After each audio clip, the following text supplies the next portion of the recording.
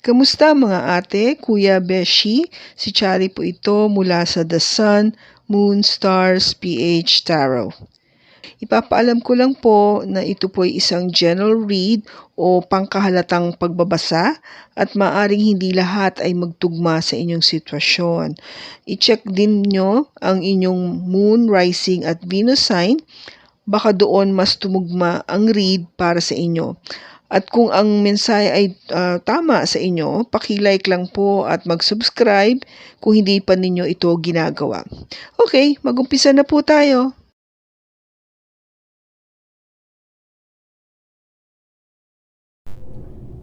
Hello po mga ate, kuya, beshies. Kamusta na po kayo? Andito ulit ako si Chari para gumawa ng another reading, and this is for the sign of Cancer, Sun, Moon, Rising, and Venus, and of course, welcome po yung mga cross-watchers ni Cancer at yung mga bago po nating mga viewers. Humingi po ako ng pangunawa sa inyo na kung bakit po hindi ako nakakapag-upload kaagad dahil po nagkaroon ako ng problema sa aking mga equipment. Nasira po yung aking computer at hindi po madaling mapaltan basta-basta. So, it took time for me to replace it. At the same time po, ay naghahanap po ako ng panibago pong microphone kasi lagi ko pong naririnig sa comments nyo na mahina pa rin yung aking recording or in volume. Kaya I'm doing my best po para ma-upgrade po yung aking mga ginagamit pong equipment para po makahatid po ako ng magandang video para sa inyo at sa inyong mga reading. Okay, so hopefully po ito na yung umpisa na maging maganda naman po yung aking mga binibigay o pinapakitang mga videos. Okay, so tignan natin kung ano yung mensahe o enerhiya para sa iyo, Cancer.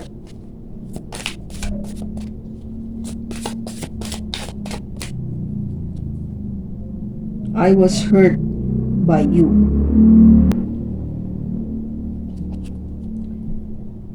Well, nasaktan siya, no? Nasaktan ka, Cancer.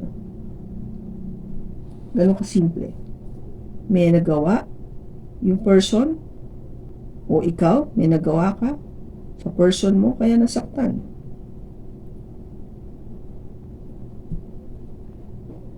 Either something na talagang sabihin natin hindi ka naging honest or may ginawang ibang kalokohan, something like that, na parang talaga makasakit ng damdamin. Tignan natin sa tarot kung ano yung makikita natin na mensahe para sa iyo, Cancer, at sa iyong person.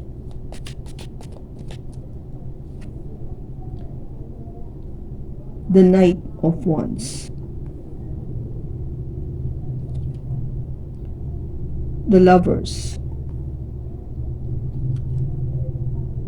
the Six of Cups, the King of Cups, the Nine of Cups. Bottom niya is the Ace of Swords.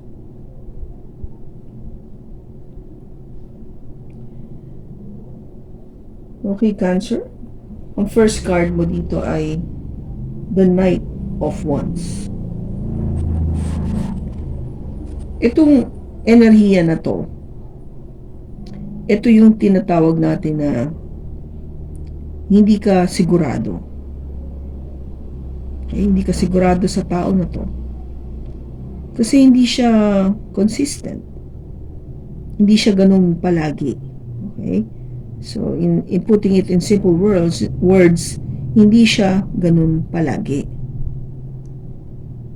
You cannot depend on this, no? Hindi mo maasahan na palagi na andyan sa tabi mo. Na kung kailangan mo siya, andyan lang siya. Hindi ganun. Itong Knight of Wands na to is somebody na talagang yung may pagka-player energy na tinatawag natin, yung mahilig sumama o makipag-party sa iba-ibang tao. it gives this person or this energy parang happiness, no, to be with different kinds of people, to interact with different kinds of people. So kung ina-expect mo itong person na to palagi diyang nasa tabi mo, hindi siya ganon,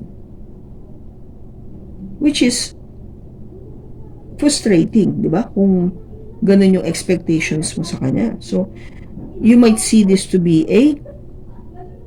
something na may pattern na to nung nakaraan mo, no? Kasi once, no, this is a fire sign, Aries, Leo, or Sagittarius, o baka meron siya nito sa kanyang chart. Kaya nagkakaroon ng problem or challenge because the lovers here, which is possible na baka may third party. Or another interpretation of the Lover's card, which is also the energy of a Gemini, is you need to make a decision, no? The challenge is for you to make a decision. Mag-i-stick ba ako dito sa tao na to o makikipag-iwalay na lang ako? Kasi yun nga, parang ano ako kung papakiramdam ko is pamparaos lang ako, nagpaparaos lang sa akin, parang ganon. Pag gusto niya ako makita, of course andyan siya, pero pag yung iba yung kanyang trip o gusto niyang gawin and it doesn't include me all the time, di ba, parang ano ba kami? Questionin mo na, ano klaseng relationship to?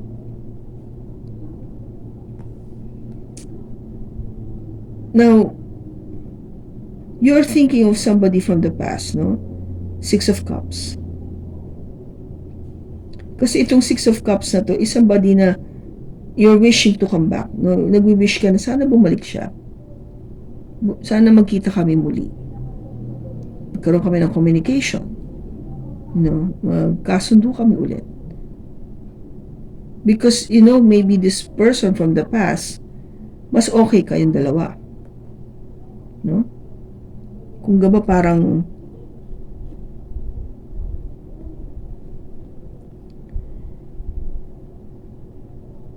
hindi mo na kailangan masyado mag-exert ng effort. Kasi kung gaba nasubukan mo na siya, no? That's why maybe you're wishing na bumalik sana siya sa akin. No? Bumalik sana siya sa akin.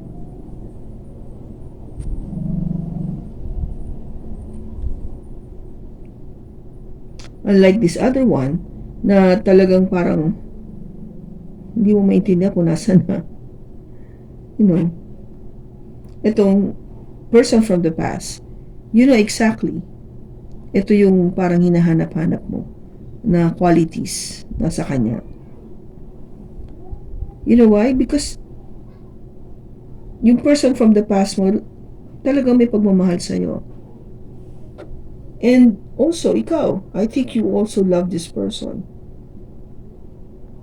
Nare-realize mo lalo na pag naiisip mo siya in comparison to your current person in mind or in your life, mas lalo mo naiisip na mas mahal ko yata tong person from the past kaysa sa ngayon ko.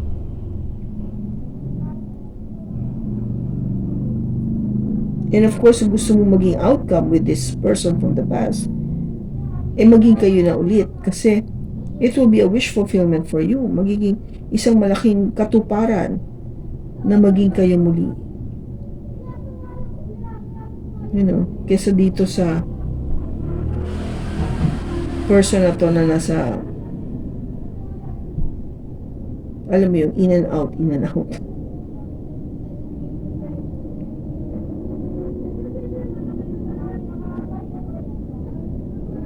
Kasi, di ba, yung I was hurt by you is really from the very start, past pa lang, nararamdaman mo na nasasaktan ka na sa ginagawa niya sa'yo. Especially here, no? Sabi ko nga, possible that you might have a third-party relationship, no? Na-involve ka dito sa isang third party kasi yung person mo has another one. Sakit yun.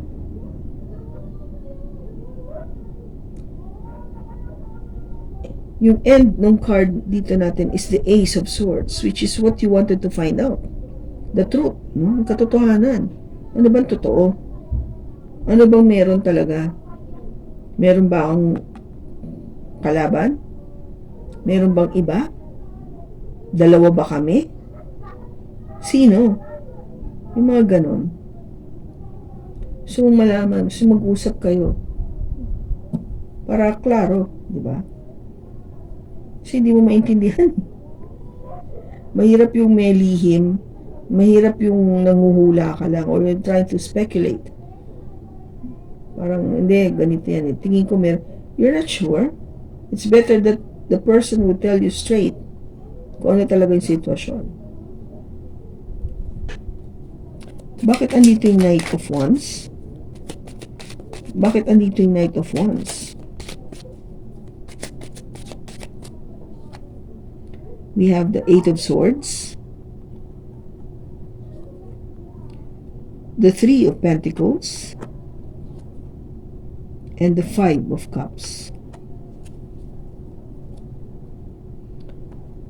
Yung person mo, no, is pakiwari mo dyan is parang nakatali ka, no? You are parang blindfolded of what this person is doing.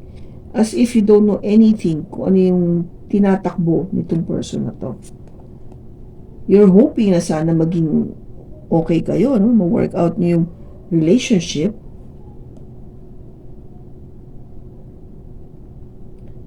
But most likely, nagkakaroon ka na ng regret with the Five of Cups. Hindi, parang nanghihinayang ka na ngayon. Nakikita mo na yung panghihinayang na bakit nga ba? Bakit ko nga ba ito sinagot-sagot pa? Or why did I ever get myself involved with this person?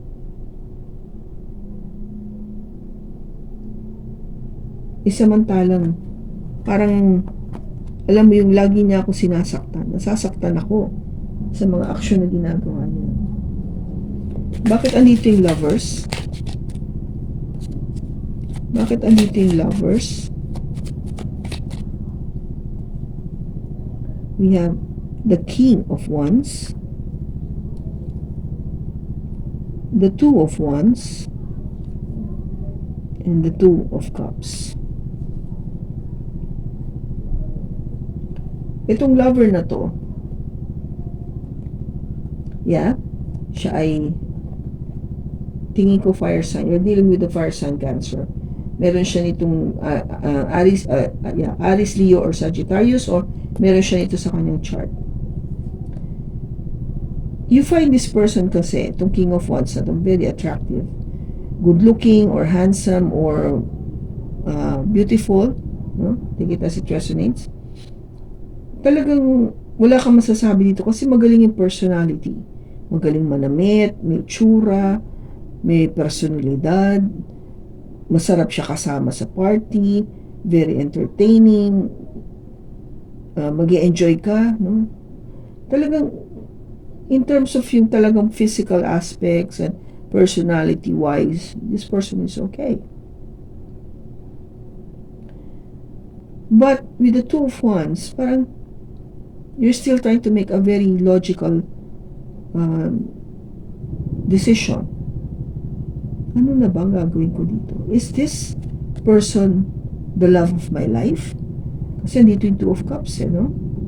Yun ang tanong mo kasi, ito na bang tao na to ang aking love of my life?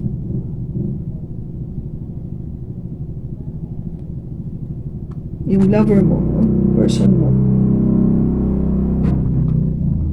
That is why you're being asked to make that decision. Ba't andito yung Six of Cups? Bakit andito yung Six of Cups? Ito malon, we have the Three of Cups, the Five of Swords and the Page of Swords.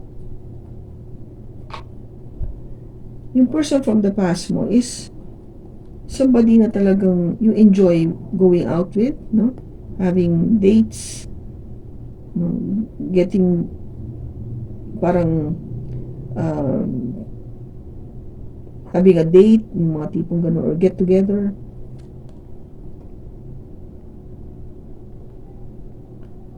And you felt somehow na with the Five of Swords, parang alam mo yun, yung matagumpay ka dito. You feel that you have been parang dealing with somebody na talagang okay kayo, no? No problem. You jive, in other words, compatible. And pagdating sa communication-wise, okay siya, no? Nakakausap mo. Nagsasabi ng totoo, very open, honest, doesn't hide anything. Kaya kung gaba parang more of kampante ka dito sa tao na to eh. Kasi hindi siya takot na makipag-usap sa'yo. Heart to heart. Sige, sabihin ko sa'yo, ganito yan, ganyan. Ba't andito yung Nine of Cups?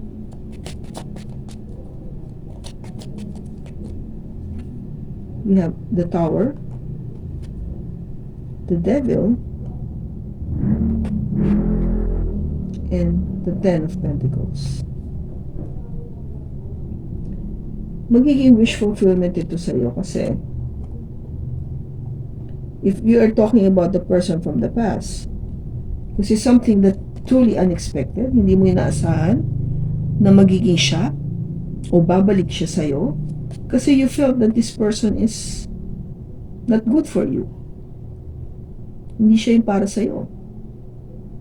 With the Devil energy. Kasi maybe this person is more of the nasa material na bagay, no? More of thinking about yung financial stability. Well, you wanted to have it all, but you wanted to have it all, yun nga eh, di ba? So, niisip mo na something na hindi mo na-expect na babalik sa'yo, eh, alam mo namang hindi ito mabuti para sa'yo with the Devil energy. And yet, of course, ang gusto mo talaga is to have it all with this person. Medyo may conflict, diba? But it would be a wish fulfillment sa'yo pag natupad ito, no? Pag dumating o bumalik siya sa iyong buhay.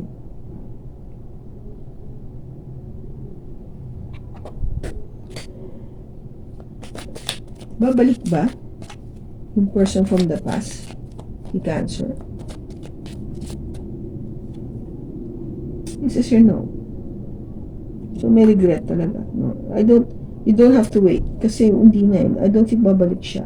Kasi maybe, I'm gonna say may conflict eh. Because it is may devil energy. The devil energy is something that is truly negative, no? Hindi magiging maganda. Kaya, siguro sasabi ni Angel, huwag mo nang pangarapin bumalik pa tong person from the past. Either way kasi, the way I see it is, if this person from the past that you are thinking about, it could be also the same person na itong nag-play around before and nag-decide ka na maging hiwalayan mo or wala na kasi nga hindi ka sure kung ito yung love of your life, and then you're hoping now na sana bumalik ito. Parang no more kasi hindi siya mabuti para sa'yo. Would there be any other love na dadating kay Cancer?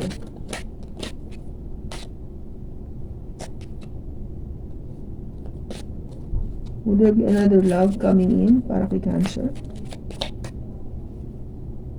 Yes, a new beginning. Yep. Maybe another earth sign o meron siyang Taurus, Virgo, Capricorn sa kanyang chart. There will be somebody coming in for you. Hindi yung person from the past. Kasi hindi siya mabuti para sa iyo eh. Kailan niya mamimit ito? Bagong love?